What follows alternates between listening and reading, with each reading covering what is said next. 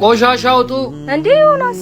ሄሌን ፍቅር እንዴ እየሰራ ነው ጓደኛዬ ሊምጭትበት ቆይ ጉዳን አላየችም እስኪ አንድ የሚሸጥ ፎቅ አለ ብሎኝ እሱን ላይ እየሄድኩኝ ነው በኋላ ደውልሻለሁ የኔ ፍቅር ስሚ ፍቅረኛሽ የት እንዳለ ታውቂያለሽ አዎ ምን ነው የሚገዛው ፎቅ አለና እሱን ላይ ሄዷል እኔ ጓደኛዬ ተጫውቶብሻል ጉድሽን አላየሽም ነይ ላሳይሽ አየሽው ፎቅ የሚገዛው ፍቅረኛሽ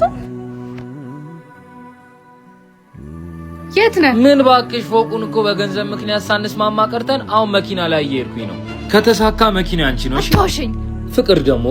ከተሳካልሻለሁ ካንቺ ምደብቆ ምንም ነገር የለኝም ከዚህ በላይም አልታገስም ምን